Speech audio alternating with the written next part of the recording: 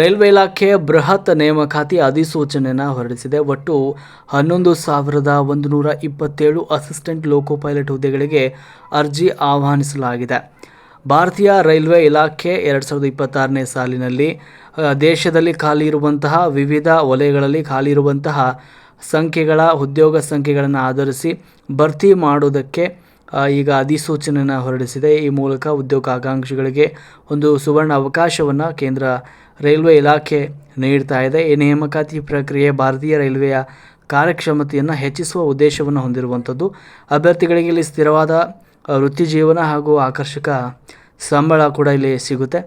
ಇಲ್ಲಿ RRB ಒಂದು ಅಡಿಯಲ್ಲಿ ಅರ್ಜಿ ಸಲ್ಲಿಸಲು ಬಯಸುವವರಿಗೆ ನಿಗದಿತ ಅವಧಿಯೊಳಗೆ ತಮ್ಮ ದಾಖಲೆಗಳೊಂದಿಗೆ ಸಿದ್ಧರಾಗಿರಬೇಕು.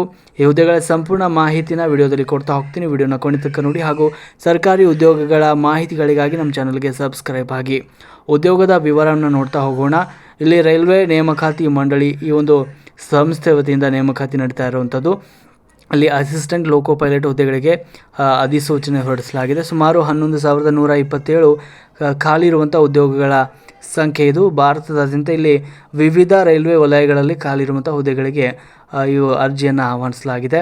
ಆನ್ಲೈನ್ ಮೂಲಕ ನೀವು ಇಲ್ಲಿ ಅರ್ಜಿ ಸಲ್ಲಿಸೋದಕ್ಕೆ ಅವಕಾಶವನ್ನು ಕೂಡ ನೀಡಲಾಗಿದೆ. ಇನ್ನು ಈ ಒಂದು ಹುದ್ದೆಗಳ ವಿವರ ನೋಡೋದಾದರೆ ಮಧ್ಯ ರೈಲ್ವೆ ಇಲ್ಲಿ ಈ ವಲಯದಲ್ಲಿ ಸುಮಾರು 1,400 ಹುದ್ದೆಗಳು ಖಾಲಿ ಇರುವಂಥದ್ದು. ಪೂರ್ವ ಮಧ್ಯ ರೈಲ್ವೆಯಲ್ಲಿ 700 ಹುದ್ದೆಗಳು ಖಾಲಿ ಇವೆ. ಪೂರ್ವ ಕರಾವಳಿ ರೈಲ್ವೆ ವಲಯದಲ್ಲಿ 1,625 ಹುದ್ದೆಗಳು ಖಾಲಿ ಇವೆ. ಪೂರ್ವ ರೈಲ್ವೆಯಲ್ಲಿ 608 ಹುದ್ದೆಗಳು ಖಾಲಿ ಇವೆ. ಉತ್ತರ ಮಧ್ಯ ರೈಲ್ವೆ ವಲಯದಲ್ಲಿ 457 ಹುದ್ದೆಗಳು ಖಾಲಿ ಇವೆ. ಈಶಾನ್ಯ ರೈಲ್ವೆ ವಲಯದಲ್ಲಿ ಸುಮಾರು 105 ಹುದ್ದೆಗಳು ಖಾಲಿ ಇರುವಂಥದ್ದು. ಈಶಾನ್ಯ ಗಡಿ ರೈಲ್ವೆಯಲ್ಲಿ ಸುಮಾರು 1,276 ಹುದ್ದೆಗಳು ಖಾಲಿ ಇರುವಂಥದ್ದು. ಉತ್ತರ ರೈಲ್ವೆ ವಲಯದಲ್ಲಿ 740 ಹುದ್ದೆಗಳು ಖಾಲಿ ಇರುವಂಥದ್ದು. ಉತ್ತರ ಪಶ್ಚಿಮ ರೈಲ್ವೆದಲ್ಲಿ ಈ ವಲಯದಲ್ಲಿ 600 ಹುದ್ದೆಗಳು ಖಾಲಿ ಇರುವಂಥದ್ದು. ದಕ್ಷಿಣ ಮಧ್ಯ ರೈಲ್ವೆ ವಲಯದಲ್ಲಿ 674 ಹುದ್ದೆಗಳು ಖಾಲಿ ಇದೆ. ಇನ್ನು ದಕ್ಷಿಣ ಪೂರ್ವ ಮಧ್ಯ ರೈಲ್ವೆ ವಲಯದಲ್ಲಿ 200 ಹುದ್ದೆಗಳು ಖಾಲಿ ಇವೆ. ದಕ್ಷಿಣ ಪೂರ್ವ ರೈಲ್ವೆ ವಲಯದಲ್ಲಿ ಸುಮಾರು 1,531 ಹುದ್ದೆಗಳು ಖಾಲಿ ಇರುವಂಥದ್ದು. ದಕ್ಷಿಣ ರೈಲ್ವೆ ವಲಯದಲ್ಲಿ 250 ಹುದ್ದೆಗಳು ಖಾಲಿ ಇರುವಂಥದ್ದು. ದಕ್ಷಿಣ ಪಶ್ಚಿಮ ರೈಲ್ವೆ ವಲಯದಲ್ಲಿ 200 ಹುದ್ದೆಗಳು ಖಾಲಿ ಇರುವೆ. ಇನ್ನು ಪಶ್ಚಿಮ ಮಧ್ಯ ರೈಲ್ವೆ ವಲಯದಲ್ಲಿ ಸುಮಾರು 541 ಹುದ್ದೆಗಳು ಖಾಲಿ ಇರುವಂಥದ್ದು. ಪಶ್ಚಿಮ ರೈಲ್ವೆ ವಲಯದಲ್ಲಿ ಸುಮಾರು 214 ಹುದ್ದೆಗಳು ಖಾಲಿ ಇರುವಂಥದ್ದು. ಇಲ್ಲಿ ಚಿತ್ತರಂಜನ್ ಲೋಕೋಮೋಟಿವ್ ವರ್ಕ್ಸ್ ಇಲ್ಲಿ 6 ಹುದ್ದೆಗಳು ಖಾಲಿ ಇರುವಂಥದ್ದು.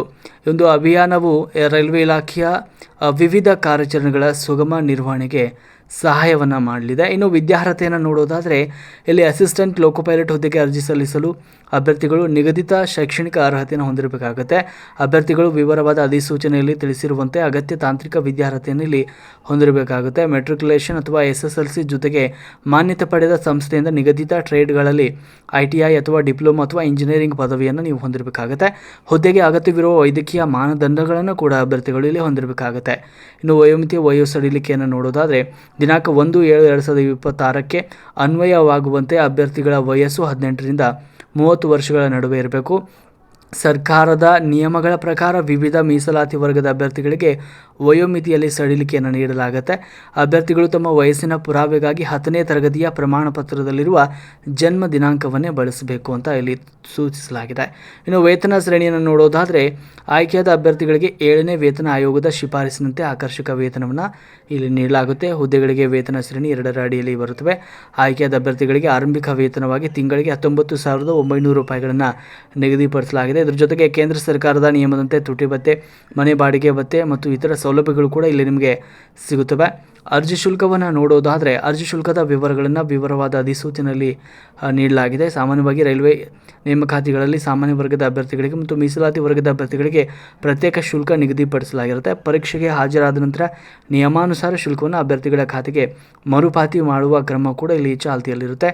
ಇನ್ನು ಅರ್ಜಿಯನ್ನು ನೀವು ಯಾವ ರೀತಿ ಸಲ್ಲಿಸಬೇಕು ಅನ್ನೋದ್ರ ಬಗ್ಗೆ ಕೂಡ ಒಂದು ಸಂಕ್ಷಿಪ್ತ ಮಾಹಿತಿಯನ್ನು ಕೊಡ್ತಾ ಹೋಗ್ತೀನಿ. ಮೊದಲು ರೈಲ್ವೆ ನೇಮಕಾತಿ ಮಂಡಳಿಯ ಅಧಿಕೃತ ವೆಬ್ಸೈಟ್ಗೆ ಹೋಗಬೇಕು. ಅಲ್ಲಿ ಅರ್ಜಿದಾರರು ತಮ್ಮ ಪ್ರಾಥಮಿಕ ವಿವರಗಳನ್ನು ಇಲ್ಲಿ ನೋಂದಣಿ ಮಾಡಿಕೊಂಡು ನೀವು ರಿಜಿಸ್ಟರ್ ಆಗಬೇಕು. ಜೊತೆಗೆ ಆಧಾರ್ ಕಾರ್ಡ್ ಬಳಸಿಕೊಂಡು ವಿವರಗಳನ್ನು ಪರಿಶೀಲಿಸುವುದು ಇಲ್ಲಿ ಕಡ್ಡಾಯವಾಗಿರುತ್ತೆ. ಆಧಾರ್ ಕಾರ್ಡ್ನಲ್ಲಿರುವ ಹೆಸರು ಮತ್ತು ಜನ್ಮ ದಿನಾಂಕ 10ನೇ ತರಗತಿ ಅಂಕಪಟ್ಟಿಗಳೊಂದಿಗೆ 100% ಹೊಂದಿಕೆ ಆಗಬೇಕು. ಜೊತೆಗೆ ಇತ್ತೀಚಿನ ಭಾವಚಿತ್ರ ಮತ್ತು ಬಯೋಮೆಟ್ರಿಕ್ ವಿವರಗಳೊಂದಿಗೆ ಆಧಾರ್ ಕಾರ್ಡ್ ನವೀಕರಿಸಲ್ಪಟ್ಟಿರಬೇಕು. ಅಂದರೆ ಆಧಾರ್ ಕಾರ್ಡ್ ಅಪ್ಡೇಟ್ ಆಗಿರಬೇಕು. ಆನ್ಲೈನಲ್ಲಿ ಅರ್ಜಿಗೆ ಕೇಳಲಾದ ಎಲ್ಲ ವೈಯಕ್ತಿಕ ಮತ್ತು ಶೈಕ್ಷಣಿಕ ಮಾಹಿತಿಗಳಲ್ಲಿ ಸರಿಯಾಗಿ ಭರ್ತಿ ಮಾಡಿ. ಜೊತೆಗೆ ಅಗತ್ಯ ದಾಖಲೆಗಳು, ಫೋಟೋ ಮತ್ತು ಸಹಿಯನ್ನು ಕೂಡ ನೀವು ಅಪ್ಲೋಡ್ ಮಾಡಬೇಕಾಗುತ್ತೆ. ಜೊತೆಗೆ ಅರ್ಜಿ ಶುಲ್ಕ ಎಷ್ಟಿರುತ್ತೆ, ನಿಮಗೆ ಎಷ್ಟು ಅನ್ವಯಿಸುತ್ತೆ ಅಷ್ಟು ಅರ್ಜಿ ಶುಲ್ಕವನ್ನು ನೀವು ಅಲ್ಲಿ ಭರ್ತಿ ಮಾಡಬೇಕಾಗುತ್ತೆ. ಇನ್ನು ಸಲ್ಲಿಸಿದ ಅರ್ಜಿಯ ಪ್ರತಿಯನ್ನು ನೀವು ಮುಂದೆ ನಿಮಗೆ ಎಕ್ಸಾಮ್ ಟೈಮಲ್ಲಿ ಅಥವಾ ನೀವು ಪರೀಕ್ಷೆಯಲ್ಲಿ ಪಾಸ್ ಆದರೆ ಅದು ನಿಮಗೆ ಹೆಲ್ಪಿಗೆ ಬರುತ್ತೆ. ಅದಕ್ಕೋಸ್ಕರ ಅದನ್ನು ಪ್ರಿಂಟೌಟ್ ತೆಗೆದುಕೊಂಡು ಇಟ್ಕೊಳ್ಬೇಕಾಗತ್ತೆ. ಇಲ್ಲಿ ನಿಮಗೆ ಆಯ್ಕೆ ವಿಧಾನ ಯಾವ ರೀತಿ ಇರುತ್ತೆ ಅಂದರೆ, ಕಂಪ್ಯೂಟರ್ ಆಧಾರಿತ ಪರೀಕ್ಷೆಗಳನ್ನು ಇಲ್ಲಿ ಹಂತವಾಗಿ ನಡೆಸಲಾಗುತ್ತೆ. ಮೊದಲ ಹಂತದ ಪರೀಕ್ಷೆಯಲ್ಲಿ ಪಾಸ್ ಆದವರನ್ನು ಮುಂದಿನ ಹಂತಕ್ಕೆ ಕರೆಸ್ತಾರೆ. ವೈದ್ಯಕೀಯ ಪರೀಕ್ಷೆ ಇರುತ್ತೆ. ದಾಖಲೆಗಳ ಪರಿಶೀಲನೆ ಕೂಡ ಆಯ್ಕೆ ಆದ ನಂತರ ಇರುತ್ತವೆ. ಅಭ್ಯರ್ಥಿಗಳು ದಲ್ಲಾಳಿಗಳು ಅಥವಾ ವಂಚಕರಿಂದ ದೂರವಿರೋದಕ್ಕೆ ರೈಲ್ವೆ ಇಲಾಖೆ ಎಚ್ಚರಿಕೆಯನ್ನು ನೀಡಿದೆ. ಇನ್ನು ಪ್ರಮುಖ ದಿನಾಂಕವನ್ನು ನೋಡೋದಾದರೆ, ಇಲ್ಲಿ ಅಧಿಕೃತ ಅಧಿಸೂಚನೆ ಹೊರಡಿಸಿದ ದಿನಾಂಕ 21/3/2026. ಆನ್ಲೈನ್ ಅರ್ಜಿ ಆರಂಭವಾಗುವ ದಿನಾಂಕ 15/5/2026. ಅಂದರೆ ನಿಮಗೆ ಮೇನಲ್ಲಿ ಈ ಒಂದು ಹುದ್ದೆಗೆ ಅರ್ಜಿಯನ್ನು ಆಹ್ವಾನಿಸಲಾಗಿದೆ. ಅಲ್ಲಿವರೆಗೂ ನೀವು ವೇಟ್ ಮಾಡಬೇಕಾಗುತ್ತೆ. ಅಲ್ಲಿವರೆಗೂ ನೀವು ಪ್ರಿಪರೇಷನ್ ಆಗಿರಬೇಕು ಎಕ್ಸಾಮ್ಗಳಿಗೆ. ಜೊತೆಗೆ ಅರ್ಜಿ ಸಲ್ಲಿಸಲು ಇರುವಂಥ ಕೊನೆಯ ದಿನಾಂಕ 14/6/2026. ಅಂದರೆ ಜೂನ್ 14ರವರೆಗೂ ನಿಮಗೆ ಅರ್ಜಿ ಸಲ್ಲಿಸೋದಕ್ಕೆ ಅವಕಾಶವನ್ನು ನೀಡಲಾಗುತ್ತೆ. ಅಲ್ಲಿ ತನಕ ಪ್ರಿಪೇರ್ ಆಗಿ ಅರ್ಜಿಯನ್ನು ಸಲ್ಲಿಸಿ. ಎಲ್ಲರಿಗೂ ಒಳ್ಳೆಯದಾಗಲಿ. ಇದೇ ಥರ ಸರ್ಕಾರಿ ಉದ್ಯೋಗದ ಮಾಹಿತಿಗಳಿಗಾಗಿ ನಮ್ಮ ಜಾಬ್ ಟೆಕ್ ಯೂಟ್ಯೂಬ್ ಚಾನಲ್ಗೆ ಸಬ್ಸ್ಕ್ರೈಬ್ ಆಗಿ ನಮ್ಮ ಪ್ರತಿಯೊಂದು ಉದ್ಯೋಗ ಮಾಹಿತಿಯನ್ನು ಪಡೆದುಕೊಳ್ಳಿ.